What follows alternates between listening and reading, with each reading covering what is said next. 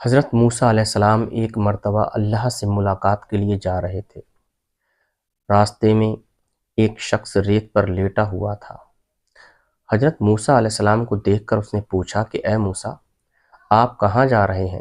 حضرت موسیٰ علیہ السلام نے جواب دیا، اللہ سے ملاقات کے لیے کوہ طور پر جا رہا ہوں۔ اس شخص نے کہا کہ اے موسیٰ، اپنے رب تک میرا یہ پیغام پہنچا دینا۔ حضرت موسیٰ علیہ السلام نے فرمایا، کہو تمہارا کیا پیغام ہے؟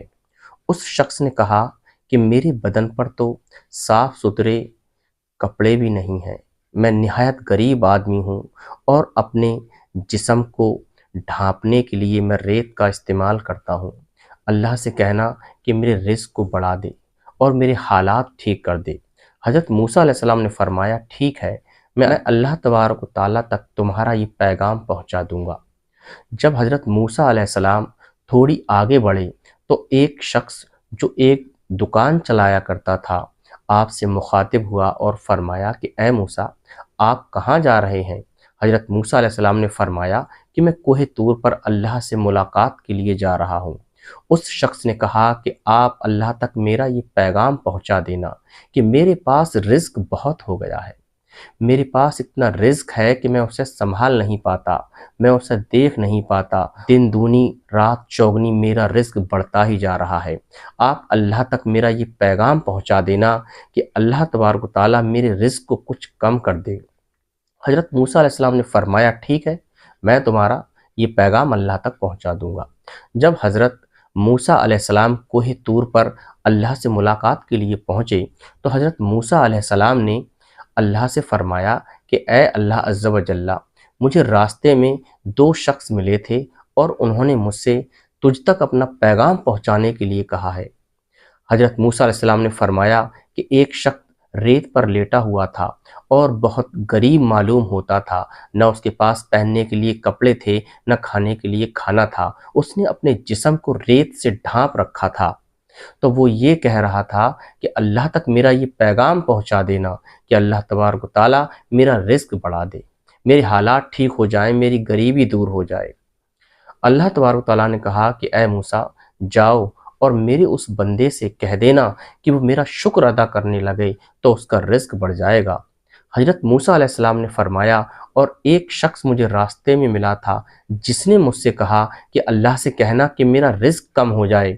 اللہ تبارک و تعالیٰ نے فرمایا کہ اے موسیٰ، تم اس شخص سے جا کے کہہ دینا کہ وہ میرا شکر کم ادا کیا کرے۔ جب وہ میرا شکر کم ادا کرے گا تو اس کے رزق میں کمی ہو جائے گی۔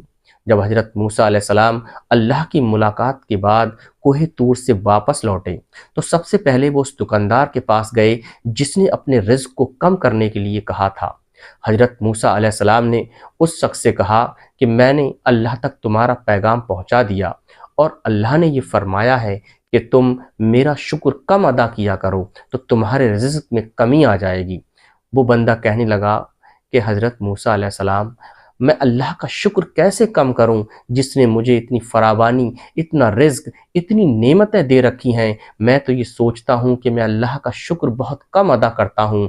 اس کی زبان سے یہ الفاظ نکل ہی رہے تھے کہ حضرت موسیٰ علیہ السلام نے دیکھا کہ اس کی دکان کی چیزیں جو ہیں وہ سونے کی بنتی جا رہی ہیں۔ حضرت موسیٰ علیہ السلام نے فرمایا کہ اے بندے، تیرا رزق کبھی کم نہیں ہوگا، تیرا رزق بڑھتا ہی رہے گا کیونکہ تو اللہ کا شکر ادا کرتا ہے۔ جب اس کے پاس سے حضرت موسیٰ علیہ السلام اس شخص کے پاس ریت پر لیٹا ہوا تھا تو اس نے کہا کہ اے موسیٰ، کیا اللہ تک میرا پیغام پہنچا دیا؟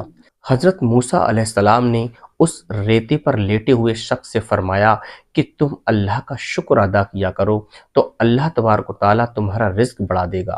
اس شخص نے کہا کہ میں کس چیز کا شکر ادا کروں؟ میرے پاس تو پہننے کے لیے کپڑے نہیں، کھانے کے لیے کھانا نہیں، میرے پاس تو کوئی چیز ہے ہی نہیں جس کا میں شکر ادا کروں۔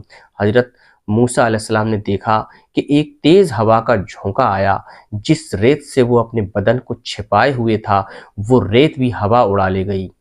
تو دوستو، اس واقعے سے ہمیں معلوم ہوتا ہے کہ اگر ہم واقعی یہ چاہتے ہیں کہ اللہ ہمارے رزق کو بڑھا دے تو پھر ہمیں اس کا شکر ادا کرنا چاہیے۔ اور اللہ نے قرآن کے اندر بھی، اپنے کلام میں بھی یہ فرمایا ہے کہ جو بندہ میرا شکر ادا کرے گا میں اس کی نعمتوں کو اور بڑھا دوں گا، اور جو ناشکری کرتا ہے اس کا رزق گھٹ جاتا ہے۔ تو ہم اللہ کا شکر ادا کرتے رہیں۔ اگر ہم یہ چاہتے ہیں کہ ہمارے رزق میں دن دونی رات چوگنی ترقی ہو تو ہر حال میں ہم اللہ کا شکر ادا کریں، اور لفظی شکر ادا نہ کریں، واقعی ہم اس کا شکر ادا کریں۔